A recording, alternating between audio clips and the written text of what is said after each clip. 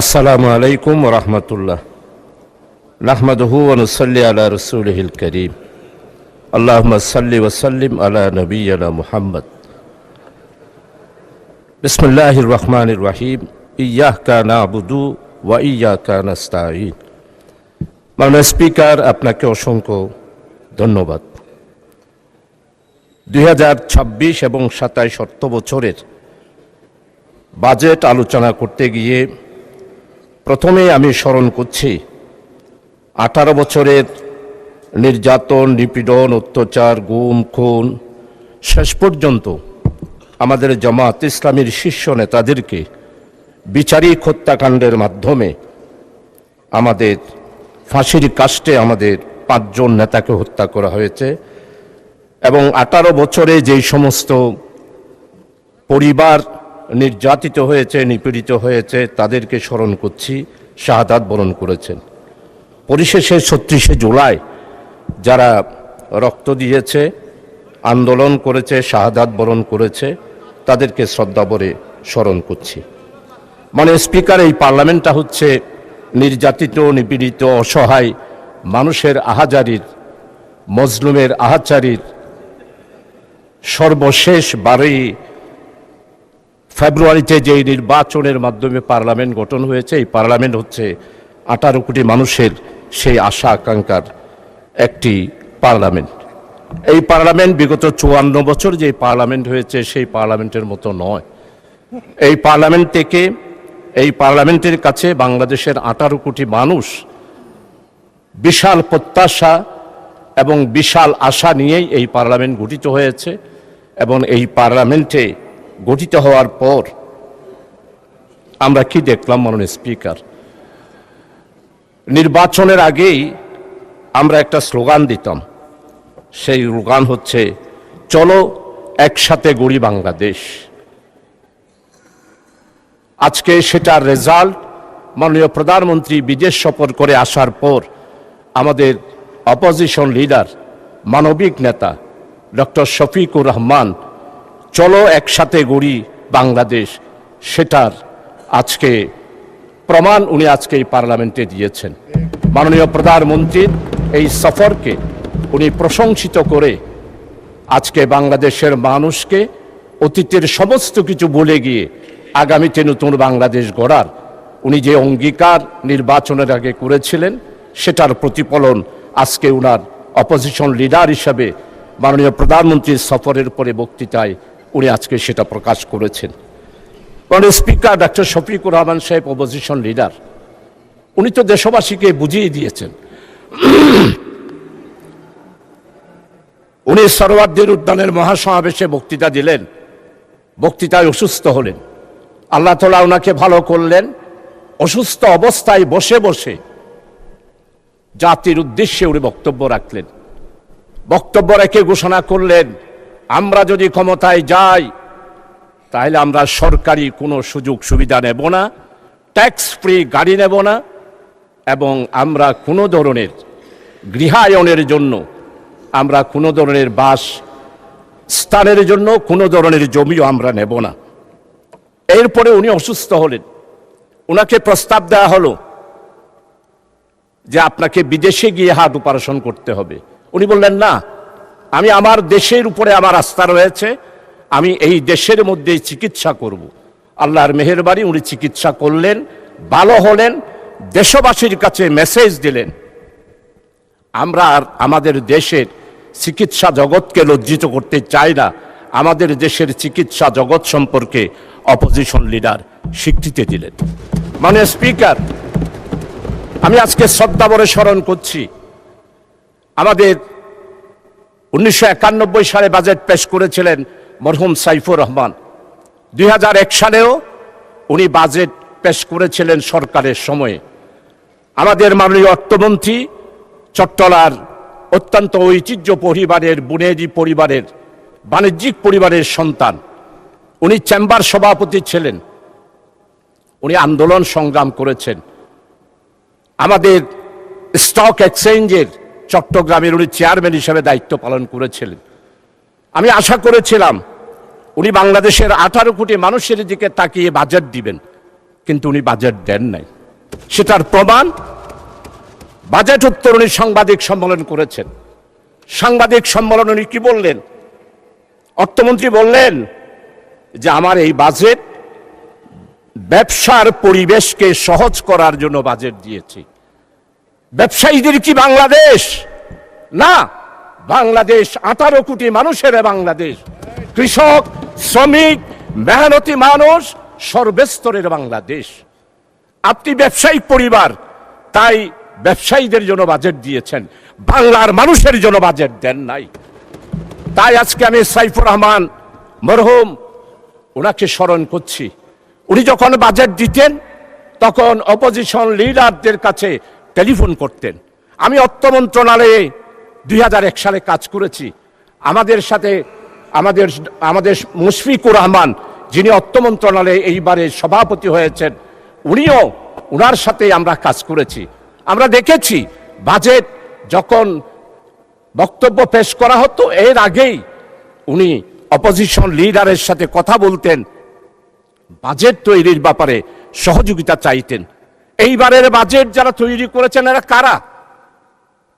এরা কি 36শে জুলাইয়ের চেতনাকে ধারণ করেন? না।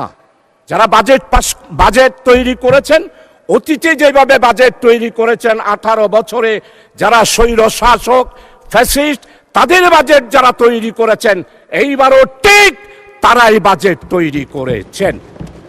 আপনারা যদি আমাকে বলেন কে সেই রকম, আমি অবশ্যই ধরিয়ে দিতে পারবো, কিন্তু মহান পার্লামেন্টে আমি তাদের নাম ধরতে চাই না। আপনারাই চিন্তা করেন, এই বাজেট আপনারা যে তৈরি করেছেন, আপনারা সবাই স্লোগান দিয়েছেন নির্বাচনের আগে, আমাদের মতো সবার আগে বাংলাদেশ। এইবারের বাজেটে সবার আগে বাংলাদেশের এই স্লোগানটি কি প্রতিফলিত হয়েছে? এটা যদি প্রতিফলিত হতো তাইলে আপনারা কৃষি সম্পর্কে যেই বক্তব্য দিয়েছেন, বাজেট পেশ করেছেন, সেটা কি এইখানে আছে? আমাদের সম্মানিত কৃষি মন্ত্রী জনাব মাওলানা মতিউর রহমান নিজামী বাংলাদেশে 54 বছরে কৃষকদের জন্য মাওলানা মতিউর রহমান নিজামী মন্ত্রী হিসাবে যেই বিশাল পরিবর্তন করেছিল 4 দলীয় জোটের আমলে, সেটা 54 বছরের অন্য কোনো বাজেটে বা অন্য কোনো মন্ত্রী সেটা দেখাতে পারে নাই। সেটা কেমন? মানে স্পিকার, আমাদের মন্ত্রী 4 দলীয় জোটের আমলে যখন কৃষি মন্ত্রণালয়ের দায়িত্ব নিলেন, উনি তখন ব্লক সুপারভাইজার ছিল প্রতি ইউনিয়নে একজন। আমার মন্ত্রী, আমাদের নেতা শহীদ মাওলানা মতিউর রহমান নিজামী কৃষকদের কথা চিন্তা করে উনি প্রত্যেকটা ইউনিয়নে 9 জন করে প্রতি ওয়ার্ড ভিত্তিক একজন ব্লক সুপারভাইজার দিয়ে কৃষকের মধ্যে বিশাল একটি বিপ্লব এনেছিলেন। উনি ঘোষণা দিয়েছিলেন, আজকে আপনারা গাছ রোপণের কথা বলেন, এই গাছ রোপণের চিন্তাধারা সফল করেছিলেন তৎকালীন 4 দলীয় জোটের আমলে। 3 বারের প্রধানমন্ত্রী বেগম খালেদা জিয়ার আমলে সফল কৃষিমন্ত্রী মাওলানা মতিউর রহমান নিজামী বলেছিলেন, একটি বাড়ি খামার বাড়ি, আর বনজ শিল্প, বনজ ঔষধ এবং অর্থকরী গাছ লাগানোর বিপ্লব এনেছিলেন মাওলানা মতিউর রহমান নিজামী। কিন্তু আমরা এবারের বাজেটে কি দেখি? কৃষকদেরকে অবহেলা করা হয়েছে। অতীতে যা বাজেট ছিল তার থেকে আপনি কমিয়ে দিয়েছেন। কৃষক ছাড়া বাংলাদেশ বাঁচবে না। তাই আমার প্রস্তাব হলো, কৃষকদের ব্যাপারে এই বাজেটে আপনাকে অবশ্যই কৃষকদের ব্যাপারে আপনাকে বাজেট বরাদ্দ বাড়িয়ে দিতে হবে। মানে স্পিকার, আমি গ্যাস ও কৃষি, গ্যাস ও খনিজ, বিদ্যুৎ, জনপ্রশাসন, প্রবাসী কল্যাণ, বন্দর, স্বরাষ্ট্র ও পুলিশ, বন এবং পরিবেশ আর শিল্প, এই কয়েকটা মন্ত্রণালয়ের উপরে আমি আজকে উল্লেখ করতে চাই। 15টা মন্ত্রণালয়ে আপনি অতিরিক্ত বাজেট দিয়েছেন, কিন্তু এই 9টা মন্ত্রণালয় আজকে দুকে দুকে মরতেছে। গ্যাস, আজকে 54 বছর একটা গ্যাস কূপও আপনারা উত্তোলন করতে পারলেন না। অথচ আমাদের পাশে রাখাইন, এই রাজ্যের পাশেই আজকে বঙ্গোপসাগরে গ্যাস উত্তোলন হয়েছে। অথচ আমরা এখনো পর্যন্ত গ্যাস পাই নাই। গ্যাসের চাহিদা দিন দিন বাড়তেছে, আর আমাদের গ্যাস আমদানি করতে হয়। আমরা একটা গ্যাস কূপও আজকে আমরা 54 বছরে পারি নাই। 1993 সাল আমাদের সম্মানিত ডক্টর খোন্দকার মোশাররফ সাহেব খনিজ মন্ত্রী ছিলেন। আমাদের আজকের স্বরাষ্ট্রমন্ত্রী তৎকালীন 91 সালের প্রধানমন্ত্রী দেশনেত্রী বেগম খালেদা জিয়ার অফিসে উনি থাকতেন, প্রধানমন্ত্রীর সহকারী ছিলেন। উনার অবশ্যই খেয়াল থাকার কথা। 1993 সালে যখন পার্লামেন্টে বক্তব্য রাখলাম, তখন মাননীয় প্রধানমন্ত্রী ডক্টর খোন্দকার মোশাররফ সাহেবকে নির্দেশ দিলেন যে চৌধুরী যে বক্তব্য রেখেছে, আমাদের চট্টগ্রামের গ্যাস ফিল্ড কুমিরাগুনা বড় হাতিয়াতে সেই গ্যাস ফিল্ড আপনি পরিদর্শন করুন। ডক্টর খোন্দকার মোশাররফ, ওনার মন্ত্রণালয় এবং আমার আজকের স্বরাষ্ট্রমন্ত্রী ওনারা সহ আমার সেই এলাকায় গেলেন। 1978 সালে চট্টগ্রামের গ্যাস ফিল্ড, আমার মাননীয় অর্থমন্ত্রী আপনিও জানার কথা, রাশিয়ার উদ্যোগে সেই গ্যাস ফিল্ড থেকে অলরেডি গ্যাস উত্তোলন হলো। 1970 সালে আমরা চট্টগ্রামবাসী সবাই আশান্বিত হলাম, চট্টগ্রামে আমরা গ্যাস একটি ফিল্ড পেয়েছি। কিন্তু দুর্ভাগ্য, 1971 সালে দেশ স্বাধীনতার পর আধিপত্যবাদী হিন্দুস্তান আমার ওই রাশিয়ার গ্যাস ফিল্ডে ওনারা সবাই সরজমিনে দেখেছেন, সেইখানে সীসা ঢেলে দিয়ে আমার গ্যাস ফিল্ডটাকে বন্ধ করে দিল। আমরা গ্যাস পেলাম না। আমাদের আজকের স্বরাষ্ট্রমন্ত্রী উনিও গিয়েছিলেন, ডক্টর খোন্দকার মোশাররফ সাহেব, ওনার সমস্ত মন্ত্রী পরিষদের যারা ডিজি ছিলেন ওনারাও গিয়েছিলেন। তাই আজকে আমি দাবি করছি, আমার চট্টলার ওই গ্যাস ফিল্ড ইন্ডিয়া স্বাধীনতার পর বাংলাদেশকে অর্থনৈতিক দিক থেকে ধ্বংস করার জন্য আমার গ্যাস ফিল্ড শেষ করে দিয়েছিল। বাঁশখালীর চাম্বল আর আমাদের চট্টগ্রামের লোহাগাড়ার বড় হাতিয়ার এই গ্যাস ফিল্ডকে আবার পরীক্ষা নিরীক্ষা করে সেইখানে গ্যাস পাওয়া যায় কিনা সেই ব্যাপারে চিন্তা করতে হবে। মাননীয় স্পিকার, আজকে মাননীয় অর্থমন্ত্রীর কাছে অনুরোধ করব, আপনি গ্যাস সন্ধানের জন্য সেখানে বাজেট বরাদ্দ করেন। এইভাবে রাখাইন বারবার যদি একটা গ্যাস পায়, ইন্ডিয়া যদি গ্যাস পায়, আমাদের 18 বছরের প্রধানমন্ত্রী উনি নাকি সমুদ্র জয় করেছিলেন। আজকে এতদিন হয়ে গেল, উনি ক্ষমতায় 18 বছর ছিল, বঙ্গোপসাগর কোথায় বিজয় করেছে সেটার এখনো পর্যন্ত রেখা উনি দিতে পারেন নাই। আমাদের চট্টগ্রামের আরেক কিছু সন্তান স্বরাষ্ট্রমন্ত্রী, আজকে আমাদের চট্টগ্রামে একটা কথা এসেছে, ওদের ফতোয়ার জন্য আর মাদ্রাসায় যেতে হবে না। তা আমি জিজ্ঞেস করলাম কেন? ওদের ফতোয়া তো আপনাদের এই পার্লামেন্টে দেওয়া হয়। ফতোয়া কিরকম? ফখরুল ইসলাম মাননীয় মন্ত্রী, উনি যেমন ইসলাম নয়, জামাত ইসলামীও ইসলাম নয়। মানে স্পিকার, জামাত ইসলামীকে জানতে হলে 100 বছরের ইতিহাস জানতে হবে। জামাত ইসলামী কি ইসলামী দল না অন্য কিছু, সেটার ফতোয়া দেওয়ার দরকার নাই। তাই আমাদের চট্টগ্রামে এখন বলতেছে হাল জবানার মুফতি তিনি, আর একটা বললাম না, আলিফ বাতা জানেন না। মানে স্পিকার, আমরা ফতোয়ার জন্য আর হাটহাজারে যাব না, ফতোয়ার জন্য পটিয়াও যাব না, ফতোয়ার জন্য লালবাগেও যাব না। আমাদের এই মহান পার্লামেন্টে জামাত ইসলামীকে ইসলামী দল নয় বলে যিনি বলেন, তার কাছ থেকেই আমরা ফতোয়া নেব। মানে স্পিকার, জামাত ইসলামীর ইতিহাস, গণতান্ত্রিক আন্দোলনের ইতিহাস, জামাত ইসলামীর ইতিহাস, ইসলামের উপরে যখন এই আঘাত এসেছে, জামাত ইসলামী বজ্রকণ্ঠে রাজপথে প্রতিবাদ করেছে, সারা বিশ্বে স্বীকৃতি দিয়েছে। জামাত ইসলামী হলো ইসলাম রক্ষার জন্য একটি মাত্র বাংলাদেশে, অন্যান্য ইসলামী দলের মতো নয়। জামাত ইসলামী গণতান্ত্রিক, নিয়মতান্ত্রিক, মানুষের অধিকার প্রতিষ্ঠার জন্য, ওয়েলফেয়ার স্টেট কায়েম করার জন্যই জামাত ইসলামী। তাই নির্বাচনের আগে আমাদের বক্তব্য ছিল ন্যায়, ইনসাফ, বৈষম্যহীন, কল্যাণময় একটি রাষ্ট্র আমরা কায়েম করতে চাই। মাননীয় স্পিকার, আজকে বিদ্যুতের অবস্থা কোথায়? ক্যাপাসিটি চার্জ, আপনারা ক্ষমতায় আসলেন 4 মাস, এখনো পর্যন্ত ক্যাপাসিটি চার্জ আপনাদেরকে দিতে হচ্ছে। এই ক্যাপাসিটি চার্জ দুর্নীতির একটি বিশাল আগ্রা। এই ক্যাপাসিটি চার্জ কোথায় যায়? ইন্ডিয়ার বিদ্যুৎ যাদের সাথে চুক্তি করেছিল। মাননীয় স্পিকার, আমাদের মাননীয় অর্থমন্ত্রী উনি আর আমরা একসাথেই হলমার্কের বিরুদ্ধে বক্তব্য রেখেছি।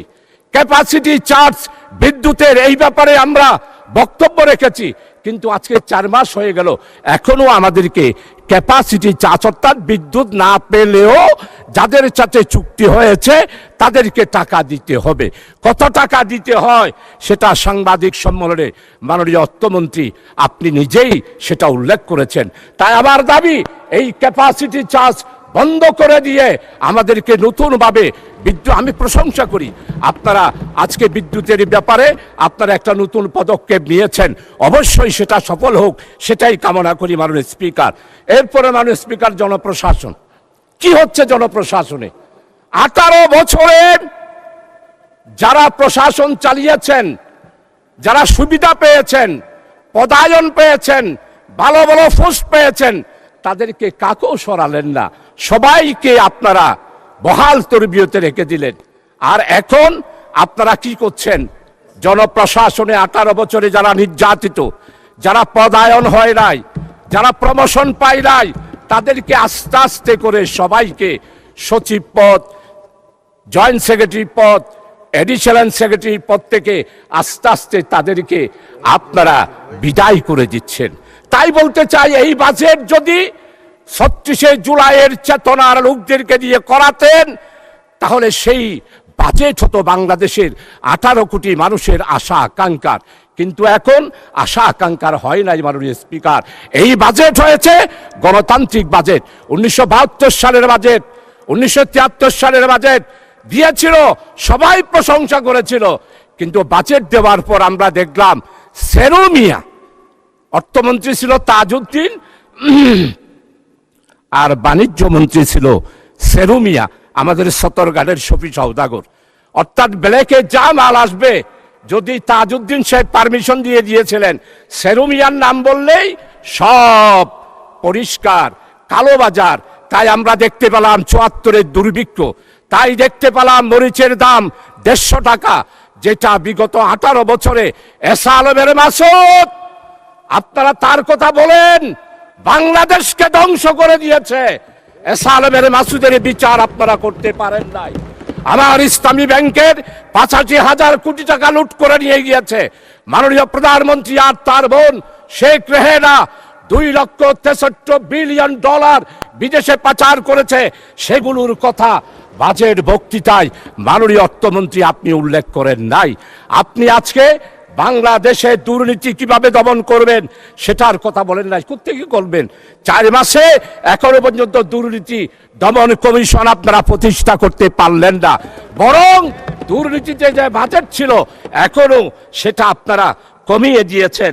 তাই আপনাদের কাছে অনুরোধ করব, আসুন আপনারা যদি দেশ এবং জাতির স্বার্থে আমরা নতুন যেই যাত্রা শুরু করেছি, সেই যাত্রার জন্য আপনাদের কাছে অনুরোধ করব, আপনারা মেহেরবানি করে দয়া করে বাজেটের মধ্যে আমি যেই 9টা মন্ত্রণালয়ের কথা বলেছি, সেই মন্ত্রণালয়ে বাজেট বৃদ্ধি করার জন্য, সেই ব্যাপারে চিন্তা করার জন্য। মানে স্পিকার, পুলিশ শুধু বলতেছে আইনশৃঙ্খলা, পুলিশের মধ্যে এখনো পর্যন্ত আপনারা 14,000 শূন্য পথে পুলিশ দেওয়ার কথা বলেছেন। ফ্যাসিস্ট স্বৈরাচার শেখ হাসিনার আমলে যেই পুলিশ নিয়োগ দেওয়া হয়েছে, তাদের ব্যাপারে কোনো তদন্ত হচ্ছে না। 4 মাসে 18 বছরে যেই দুর্নীতি হয়েছে সেটার শ্বেতপত্র আপনারা প্রকাশ করছেন না। আসুন প্রবাসী কল্যাণ, আজকে প্রবাসী কল্যাণ মন্ত্রণালয়ে বাজেট বরাদ্দ করতে হবে। চট্টগ্রাম বন্দর এতদিনের বন্দর, এখনো পর্যন্ত বড় ভেসেলগুলা ঢুকতে পারে না, বড় ভেসেলগুলা বাইরে থাকে, সেই ভেসেল থেকে জাহাজ দিয়ে মাল এনে এখনো পর্যন্ত মানদাতার আমলের বন্দর পরিচালিত করা হচ্ছে। তাই আমার স্পষ্ট কথা মাননীয় অর্থমন্ত্রী, আমাদের চট্টগ্রাম বন্দরকে আধুনিকায়ন করতে হবে, সিঙ্গাপুরের আদলে করতে হবে। আমাদের চট্টগ্রামকে আমাদের সাবেক 3 বারের প্রধানমন্ত্রী বেগম খালেদা জিয়া চট্টগ্রামকে বাণিজ্যিক রাজধানী ঘোষণা করেছিল। বাণিজ্যিক রাজধানী করার জন্য যা করা দরকার, সময় যেহেতু নাই, আমার কাছে স্পষ্ট প্রস্তাব আছে, সেগুলো আপনার কাছে আমি দিতে পারবো। এরপরে কর সংশোধন করার জন্য জাতীয় রাজস্ব বোর্ড যেই সংস্কার পরামর্শ কমিটি আন্টোরিয়াম গভর্নমেন্টের আমলে দিয়েছে, মাননীয় অর্থমন্ত্রীর কাছে আমি সেটা পেশ করব। আপনি সেই অনুসারে আমাদের জাতীয় রাজস্ব বোর্ডকে সাজানোর চেষ্টা করবেন। ধন্যবাদ।